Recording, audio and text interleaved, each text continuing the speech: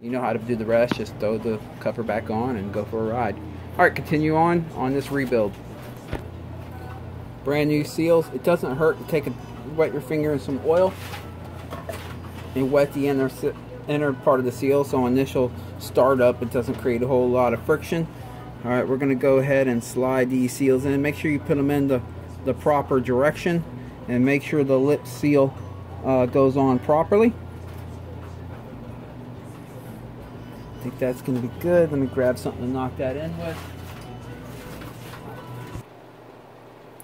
Alright, now I'll just take a punch with a flat head on it and just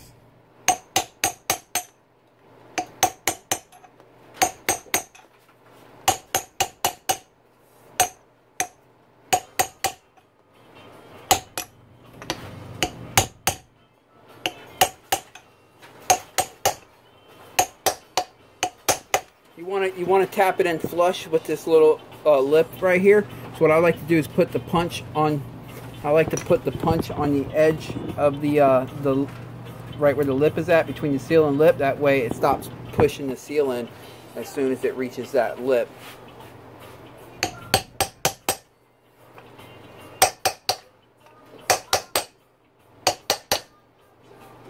There she is. And then we have these little safety pieces here that we have these pieces here that hold that in. I should have showed you that when I was taking it apart, but I just squeezed that in real fast. Let me put a dab of Loctite on the bolts as always. Alright,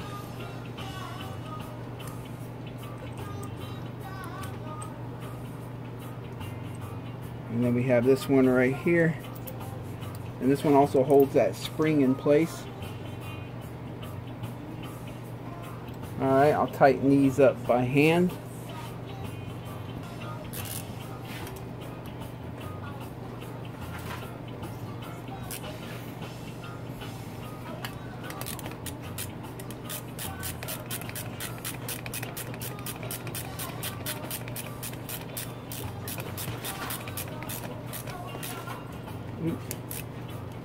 There it is.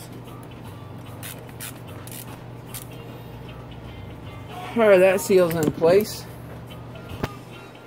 Okay, now we'll go ahead and put the main crank gear on. We got the first little spacer here.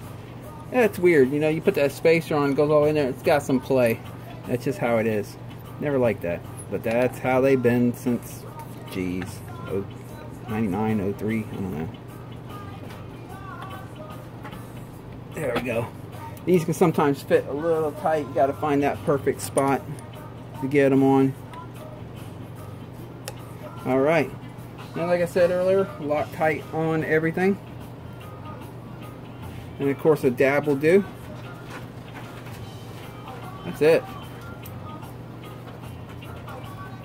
Because I do want to be able to get this out if he ever brings this bike back to me to do another job. Now there are torque specs for this, but you know, you can look that up, or you can just tighten it by hand. It's tight. If you're using impact like I am, you don't want to strip it out. You want to be familiar with your impact. I mean, it should be looking like this, all worn out. You should really know this thing if you're going to be using impact to put these in. I know this impact. I know if I can put it on setting number 2, it's going to be good. And at the pressure that I'm at. So you hold the rod so it doesn't spin the crank like crazy. And then I'm going to put on setting number 3 and just give it a quick little just wrap and just see, and I'm going to watch here and see if it spins, and if it, or you know, that's it. She's in, and the Loctite will hold it in as well. All right, now let's go ahead and get the shifting lever in. Can't forget that little spacer we had earlier. Pop that back on there. All right, let me wipe this clean. And remember the washer, we got the washer on there properly. Slide that in. There we go. And now before I go any further, one more time, I'm gonna check the shifting. There we go. I just stuck the shifter left and out the back side there, but that's okay as long as it bites. Now all I have to do is just hold this end because it likes to slide out. Go down the first gear and you got to spin it. You hear it click after. Alright, that's first. That should be second. See, it went right past neutral there. Pretty easy. There's third. Oh. Alright. There's fourth. Or am I already in fifth? Let's see. 4, 3, 2, 1. Oh yeah. Oh, that's neutral. Yeah. It came out there. And there's first. Okay, transmission works. When you make these shifts and it doesn't complete it, like it completed that one, completed that one, completed that one. Okay, it didn't complete that one. That's where the dogs didn't line up perfectly, so that now they're touching like this. So you have to grab the output shaft right here, the counter shaft where your front sprocket goes, and grab where the clutch spin. And you just hold this one still on this backside. Don't let it spin, and just spin this one. You heard it click, and that's because the detent spring completed the shift for you there. So she's good. We'll go ahead and pop her back in neutral, and we'll get the clutches back in. And you can even feel a little bit stiffer of a shifter lever here because of the increased pressure on the shift detent. It's interesting that anytime I've done this modification for riders, and I like it too, they often comment that they like it because they know they completed that shift. You can feel on the lever, it's not an invisible shift, and like, I hope it went to the next gear. You know, it did. So, and it completed faster and better. So, you know, if you're catching false neutrals, go ahead and knock that mod out. Well, let's go ahead and put this seal in on this side now too, while we're here.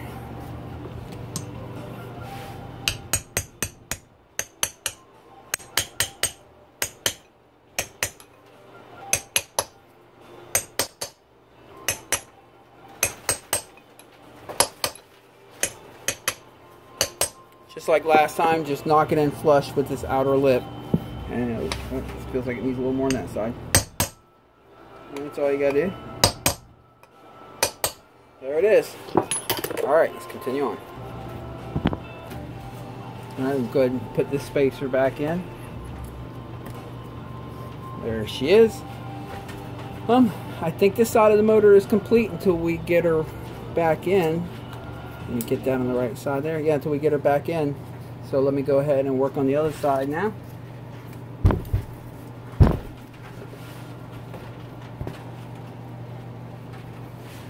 Alright, the first thing with the clutch, going to put the washer on first. Then I'm going to slide the bearing in with the sleeve. And then the clutch basket. You have to spin the basket a little bit to find that. Yeah, make sure it goes into its groove.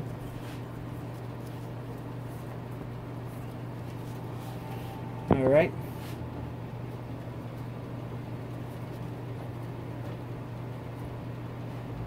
Then we have that one washer that keeps you from pulling the clutch hub off. Now we're going to put all the clutch plates back in. I'm going to take them off this and put them in individually because I want to verify that the steel plates are in the correct way. So you start with the fiber. Oh, ahead of myself. Put this in. Alright, and I'm going to have to put that nut in too, but I'm going to do that after I get the clutch plates in. Let me make sure this is all good.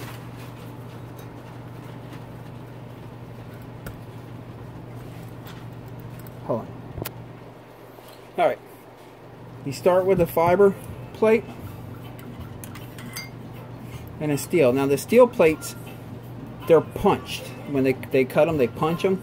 The inside teeth here have a sharp edge on one side and a rounded edge on the other side. You want to put the rounded edge towards the motor. They come like that stock brand new, and I read it in one of Yamaha's manuals somewhere that that's the way they're supposed to go. You see what I'm doing here? It's one steel, one fiber. You start with the fiber, one steel, one fiber, verifying that the round edge is always towards the motor. What that allows is when you go to let out the clutch, it helps reduce the friction that it takes to bind all the clutches back together when you're letting out the clutch lever, because it's a round edge as it slides across this inner hub. He says one fiber, one steel, one fiber, one steel. Verifying that the outer edge of the plate, and they come like that stock, like I mentioned, but you know, people pull out clutches all the time and they don't put them back in right, so you want to verify that on your own bike. If it's a used bike and you have it apart, just go ahead and check that as you're doing it. Alright, it has this locking tab, but like everything, I still use Loctite. Just a dab. Don't want anything ever coming apart while I'm out riding. I like my bike to make it all day long.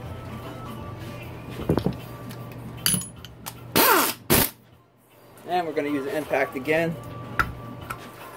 Make sure you know your impact if you're going to use an impact to do this thing. Otherwise, remember I mentioned about that special tool that you can buy? You can buy a tool that looks like a half gear, and you can slide it in between these teeth right here so you can spin this without it spinning the whole motor. You can even cram a punch in there, you know, and that'll bite too and keep it from spinning the motor. I mean, I've done it before, but if you know your impact like I do, and you've been doing this for a while, that's all you got to do.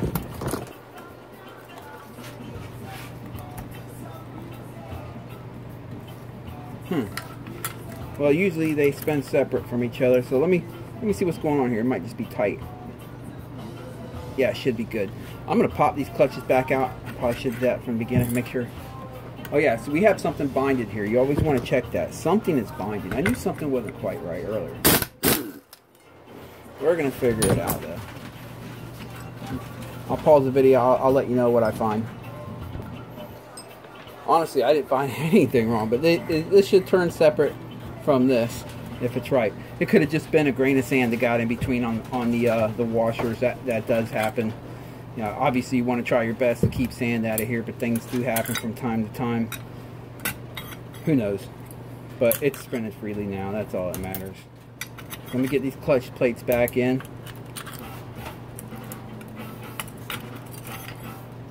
And then we're gonna, I got a locking tab on that nut in here. Let me get these in while I'm at it.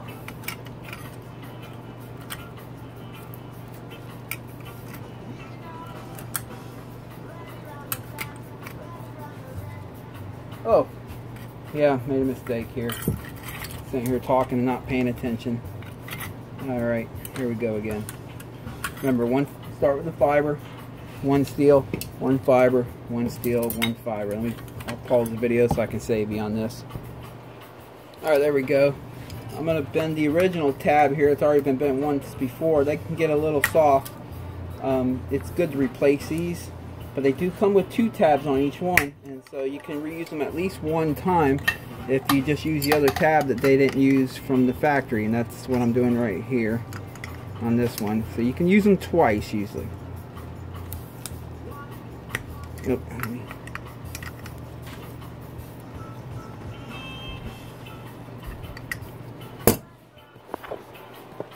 There we go. She's all locked in. She's not going to go anywhere. Alright, let's get the clutch hub. Oh, have to get this thing back in here. It's always good to know which way this goes. As you put it in, you want to feel the lever where the clutch cable goes on the other side, and verify that it moves this in and out. So you got it right. See, I got it right here. Or you can just do that like that. Verify you have it right.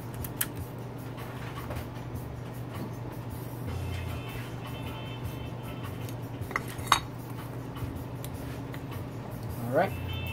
And now we'll go ahead and put all the clutch springs back in. Alright, clutch springs. You have to be careful when you're tightening these up. If you put them too tight, it can break that little tower tab that they go into. I'm using my impact here, but I got on setting number 1, and I know my tool. I'm just going to let it touch the bottom, and that's it. They don't need to be any tighter than that. The spring will keep them from actually backing down loose, just the spring pressure. As long as they're bottomed out, they'll stay in.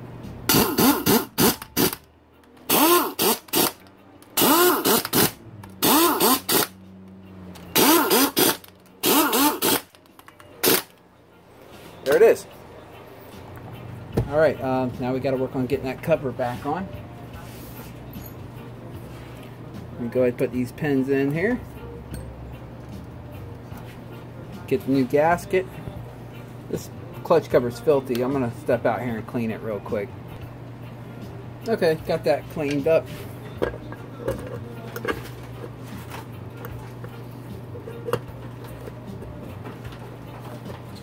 Oh, yep, got to make sure that this power valve gear is pushed in there properly. There we go. Power valve governor, whatever they call it.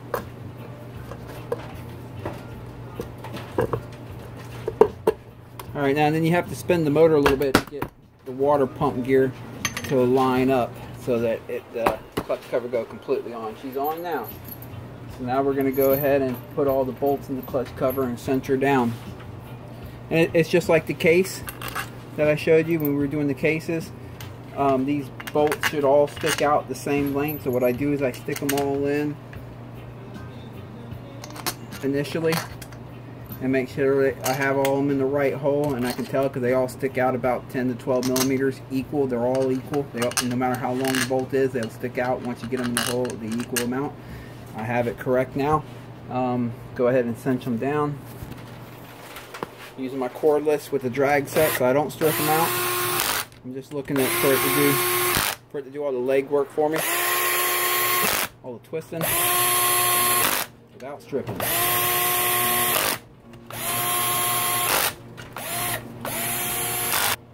And then I'll hit them by hand in a second here.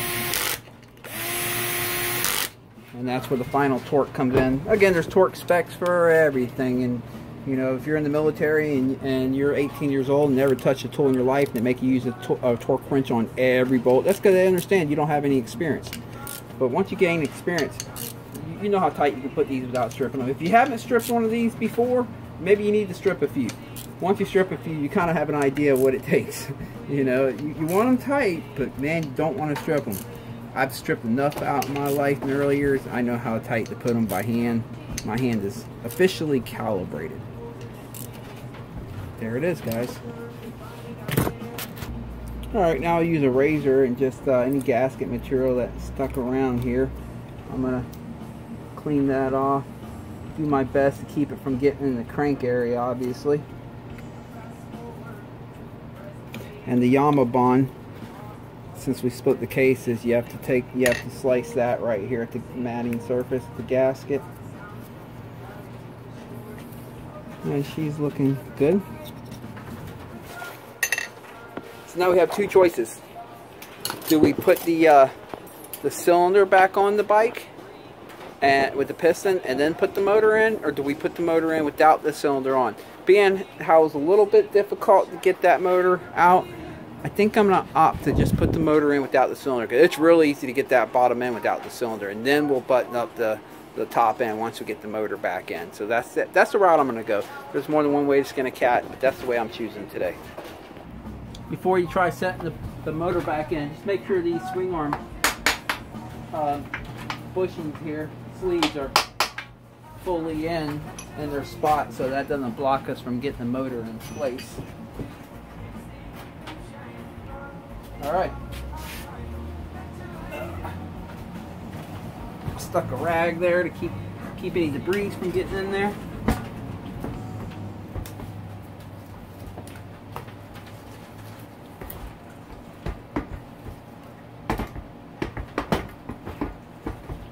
See how much easier that is when the cylinder is not on there? Alright, let me go ahead and put the motor mount bolts back in, the swing arm pivot bolt, motor bolts, and we'll go from there. Okay, I went ahead and got the two motor mount bolts down there, cinched down, swing arm pivot bolt torqued down. I'm going to go ahead and put the subframe back on now. Only the top bolt in the subframe though, not the two bottom ones. That way I can swivel the subframe up and down when it's time to connect the carburetor up. And almost forgot as I was putting the subframe on, man, I have to clean this filter. I can't start a new bike up with a filter like this. That's just wild. Let me clean the filter real quick. Alright, we're going to go ahead and get the cylinder piston on before I put anything else on the motor, only so we can minimize the risk of dropping any debris into this area. So we got a brand new OEM cylinder base gasket. It's always best to use an OEM base gasket on these because aftermarket gaskets can be of different thickness and you don't want that. I'm going to go ahead and put a dab of oil on this new bearing before I put it in there. It's a brand new Yamaha Yamaha bearing. I have seen these bearings come apart before, so I do like to put a new one on, and especially with a new crank. I mean, seriously. But yeah, even with just a new piston, I try to get a new upper wrist pin bearing. Then I'll drop a dab of 2-cycle oil, whatever 2-cycle oil you use.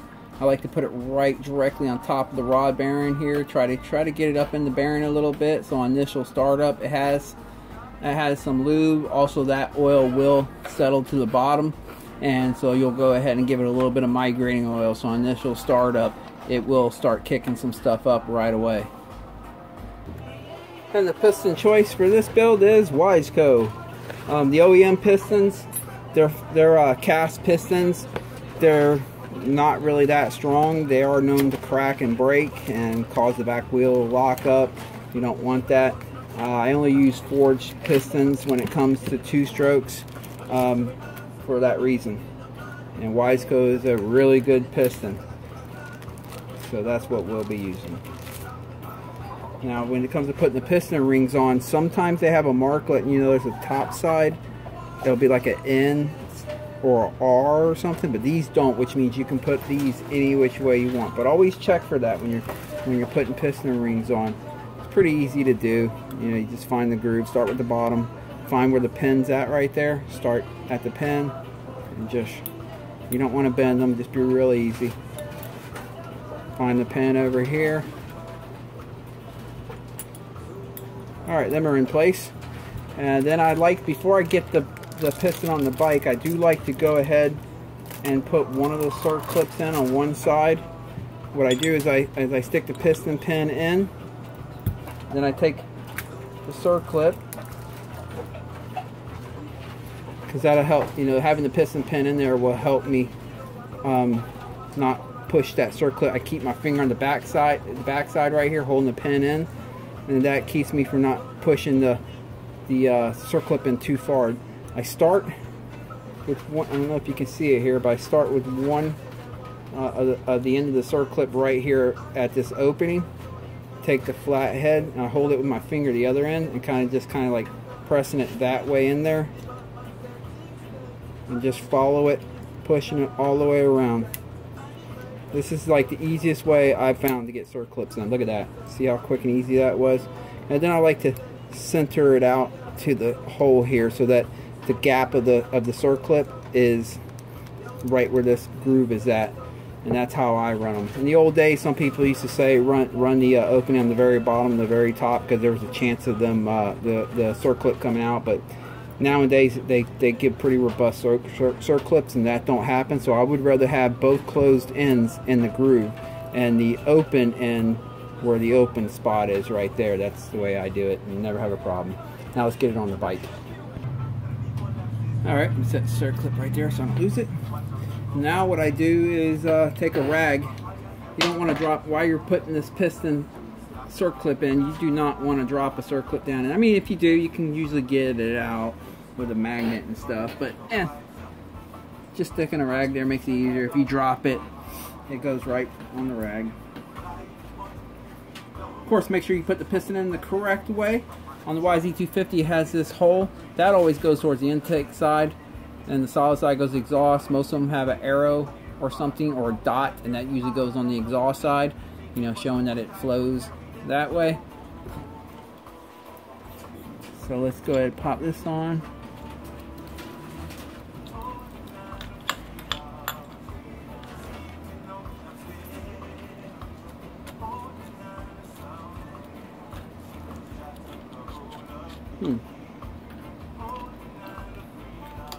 There we go. Alright, and I put the circ clip in. Let me resituate this camera real quick. Alright, I put the circ clip in the same way I showed you on the other side. I started with the groove. Hold on one second. Alright, I had to get a new fresh battery for my light here. Alright, got that started. Same way I did the other side.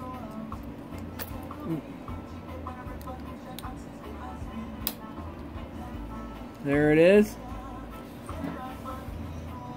And then I go ahead and center it back out in that groove like I mentioned earlier. make a visual inspection that it is all the way in, all the way around. That's it. That's good. I'll go ahead now and spin the rings back into where the pin is at, so we can get ready to go to the next step. Okay, I went ahead and put the carburetor back on the boot, and then I tilted the subframe back. You know, I just tighten the top bolt up for a little bit of tension. You can see how the subframe's tilted back a little bit. That'll get the carburetor out of the way, so when we go to drop the cylinder on. Okay, got the cylinder all cleaned up. I had to, I checked the revalves real quick, and I found one was bad. I replaced just that one. I know the other one was replaced not too long ago. He only had one bad, replaced it. We should have did both, but at the time he only had one on hand. So he couldn't find the other one, so we only replaced the bad one. And it looks like the other one now has gone bad. But luckily I have two new ones here today. And so I only put one in because, you know, I know the other one's new. But, yeah. All right, now, it often makes it easier to get these cylinders on if you take the ignition coil off. But I'm going to try. Sometimes I can get them on with the ignition coil still on. So I'm going to give that a shot today. Let's see if we can get lucky. Like I said, I've been able to do it before. And today's not looking so good. Let me go ahead and pull that ignition coil off real quick. It does make it easier to get this cylinder on. Actually, I take that back. I'm going to take one more jab at it. Make sure the rings are in the and are lined with the pin. The ring opening is where the pin groove is at. I mean, where the ring pin is at. Come on, girl, you can get in there. Oh, we're in there. We're gonna be good. Let me make sure the rings are still lined up. This is really tough to do when it's on the bike like this, versus, you know, when it's on the bench. But you know, I got the motor in easier for us, so it's just the route I chose to go. Uh-oh.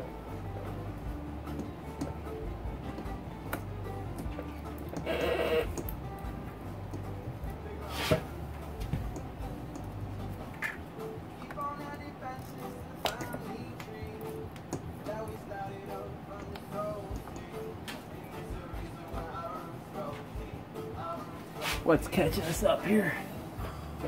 Oh, we got the bottom ring jumped out.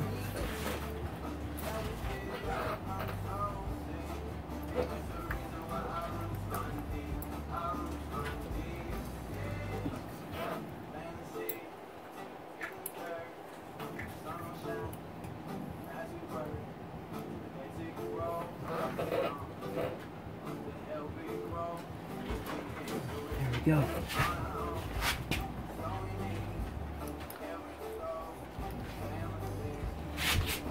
If you're not a cussing man, this can surely make you cuss.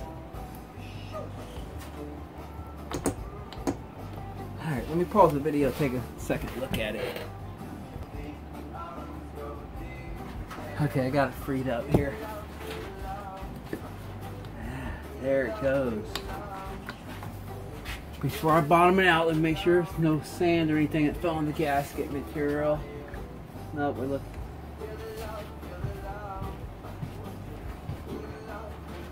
good. Alright, let's set her down. Ha! There she is!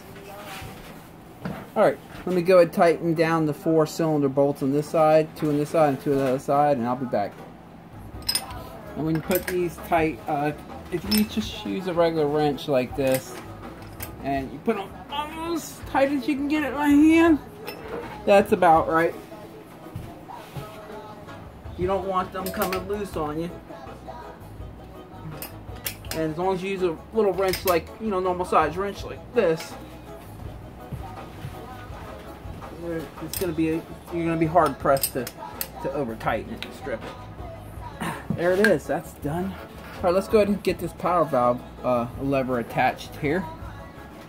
Now, normally when you do a top end, you might want to take the power valve apart, the cover off back here, and you know, this cover right here, and clean all that up. But we just put the cylinder on not too long ago, and that stuff's all good to go. He didn't get many hours at it, and he ended up locking up the crank. So we know that's good, so we're not going to worry about that. And I already tested that they move freely. Now, when you tighten this up, you have to stick something here. Yamaha used to give you the little pin tool. You can just use a small Phillips. Doesn't take much.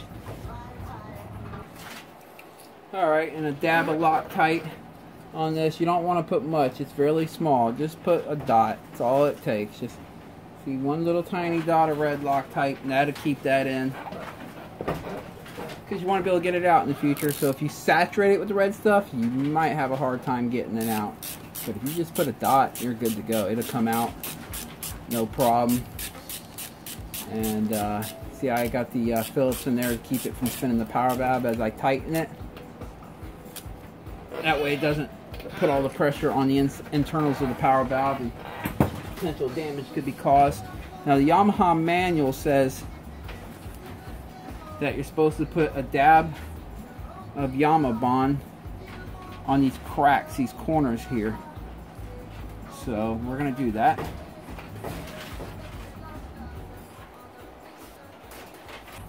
Alright, got a nice fresh gasket on here. That gasket actually, like, it has a little tape piece on it. They tape them on so it's still in place.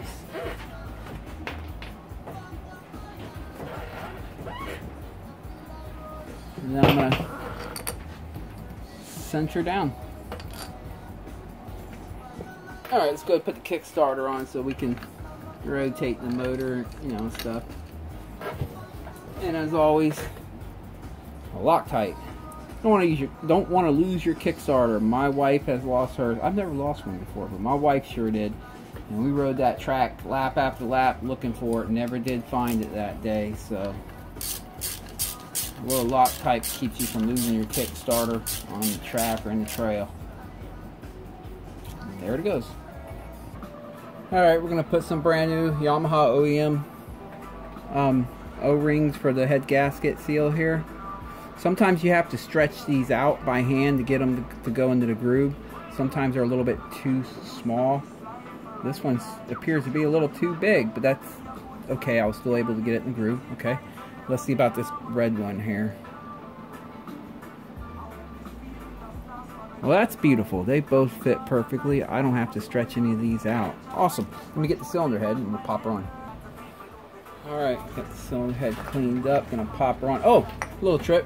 If your bike is one of these bikes that was hard to get the cylinder head off without removing the motor mounts, this one was like that too, or without removing the bolts.